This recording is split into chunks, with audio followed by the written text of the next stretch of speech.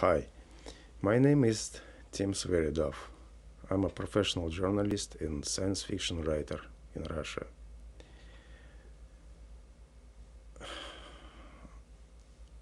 I know Julia for a long period of time, and our relations was really comfortable. So she started telling me about her dreams. It was really interesting dreams with very unusual details. I listened to this dream and it was my interest to hear it more and more because as a science fiction writer I always in search for unusual aspects of life, and I'm trying to find out more the thing which probably interesting for other people. If it's interesting for me, my readers also will read this with interest. So I start write it down. As a journalist, I have a special technique to write really fast, and I start trying to catch everything I can from these dreams, and I write lots of books like this with really small letters about each and every dream I hear. It was in fact really hard work. Soon I understand that I took impossible hard job on myself for nothing, except it was really interesting for me. And it was more than 10 years I did it. And these dreams was like a specific lanes which last from one dream to another, telling the different story about such things as pyramids, the huge crystals, maybe turquoise water, white sands, unusual people. Sometimes people in her dreams and herself also have unusual signs on body, on hands, on faces. Looks like tattoo, unusual tattoo. And she saw the huge events with lots of people, and she did some rituals before all of them. Not so long ago, she traveled to Mexico and with a group of tourists was in Yucatan, an architectural ensemble of Chichen Itza, and suddenly start remembering everything here. She feels she know for a long period of time the pyramids, the all buildings here, everything. After she returned to Vancouver, the friends tell her that probably good idea to go to hypnotist, trying to remember the past life. And she did this. When I know about this, I understand that for me this puzzle was solved, because all thing she explained in her dreams was really about this past life, the Mexico, the pyramids, and rituals. All parts of puzzle was solved for me.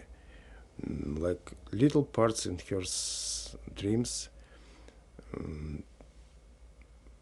came together, and I understand that was her past life in which she was a priest in these pyramids, the highest priest who make huge rituals for all these people. When I analyze her present life and this knowledge about the previous life, when I analyze the dreams I recorded, I start seeing the patterns of previous life coming into present life of Julia. In her outfits, she really liked the thing which was close her when she was a high priest, Maya. I mean, the bracelets, necklaces, which made from big stones, shells, pearls, feathers, seeds, bones, and such stuff. She do really like outfits with colors and patterns of jaguar, and seems feel really comfortable in it. Her profession resembles me of her previous profession, because as a Maya high priest, she was her daily duty was agriculture and astrology to help people, and now her profession is biology, agriculture.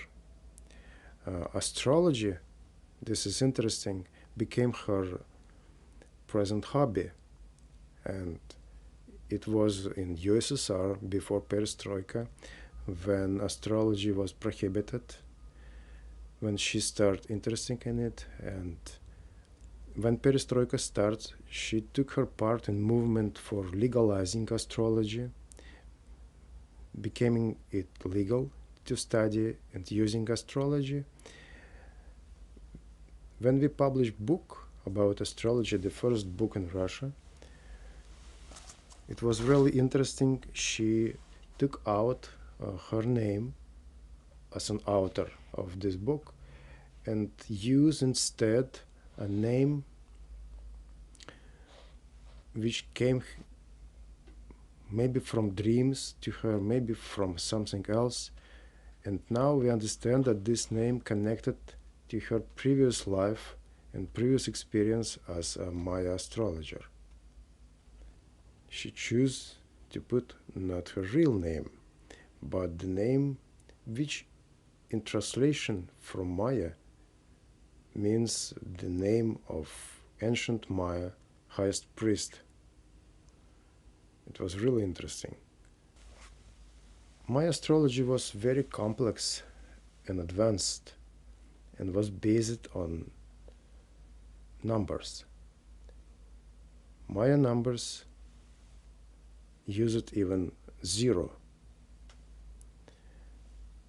In her present life, Julia have very strong connections with numbers, some mystical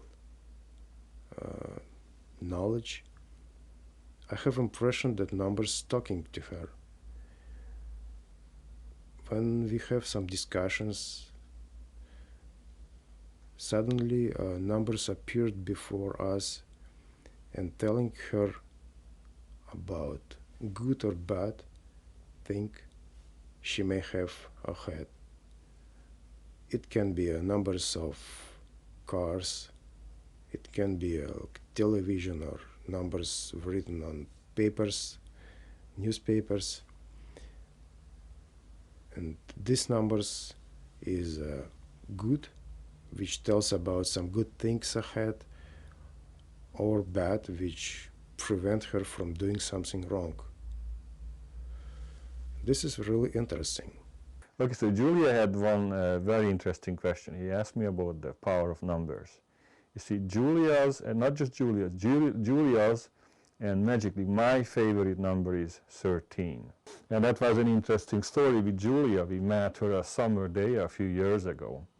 And we talked about number 13, and there was no traffic absolutely, and we saw 3 cars right away with the number 13 license plate right away. And go back to the number, even that, when the 3 cars showed up at Stanley Park, one after another with the number 13, even that shows you how could that even be possible? It's not possible. Logically, if you think about it, it's absolutely not possible, but because. So even that is just by itself, it's magic. It's beyond magic, beyond our understanding, because created by this super consciousness.